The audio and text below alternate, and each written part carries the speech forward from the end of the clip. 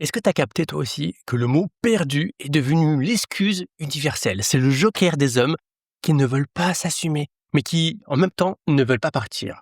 S'il te dit, écoute bien, qu'il est perdu, il ne cherche pas son chemin, il cherche simplement à gagner du temps.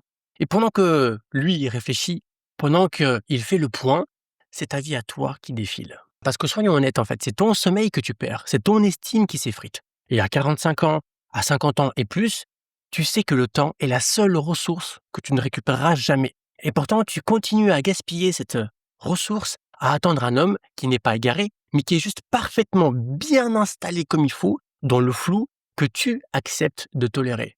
Et aujourd'hui, on va faire en sorte de briser ce miroir déformant.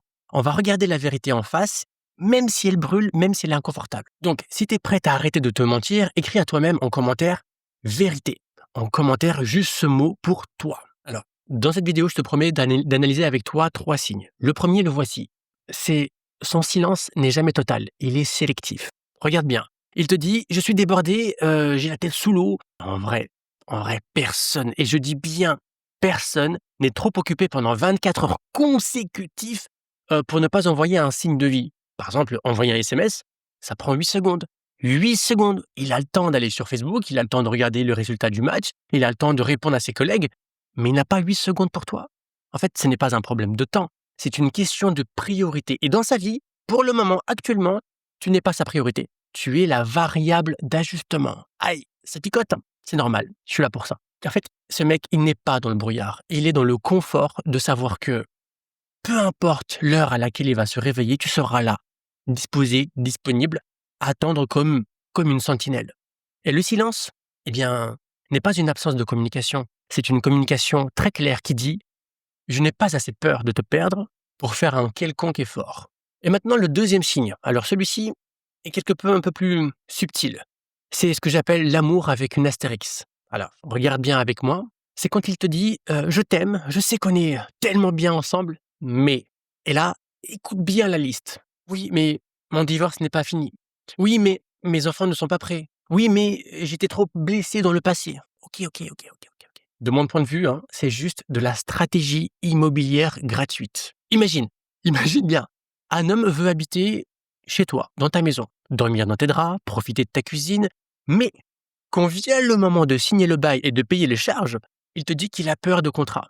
Il te dit qu'il a peur des contrats. Ah, t'as peur des contrats, ouais, d'accord. Tu ferais quoi? Bah, tu le mettrais dehors. Logique imparable. Pourtant, en amour, tu acceptes qu'il profite de toute ta chaleur humaine sans jamais te donner la sécurité du titre. Alors, s'il te dit qu'il n'est pas prêt, ok, mais alors crois-le sur parole. Mais pose-toi la seule question qui compte. Pourquoi, toi, tu acceptes de lui laisser les clés sans aucune contrepartie? Pourquoi? De mon point de vue, tu lui prouves par A plus B que tu es prête à te trahir à n'importe quel moment, tant qu'il veut bien te donner quelques miettes de temps en temps. Et nous y voilà. Déjà, troisième signe. Alors celui-ci, c'est le plus cruel. C'est quand il revient à la charge dès que tu commences à guérir. Tu connais ce petit moment où tu as enfin passé 3 jours sans pleurer. Ok, alléluia, ok? Tu commences à sortir, à reprendre goût à la vie, et là, boum!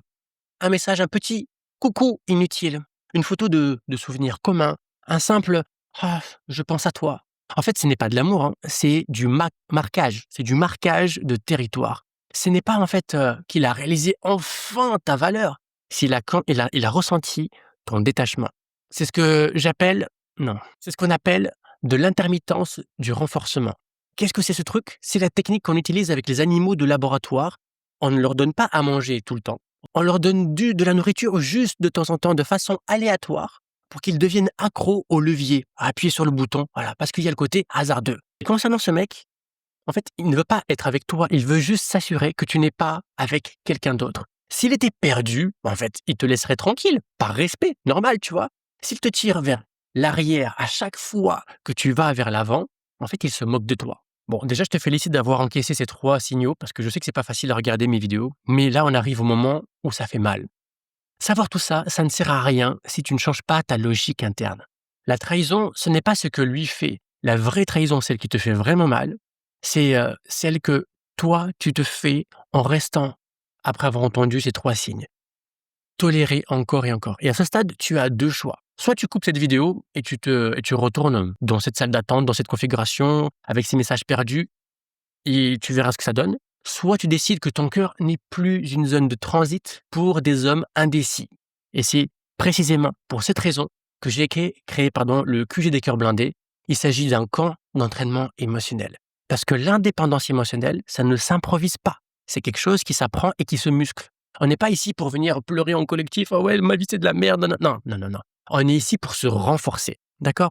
Et donc, si tu as fini de te mentir, on va passer à la vitesse supérieure si tu veux bien.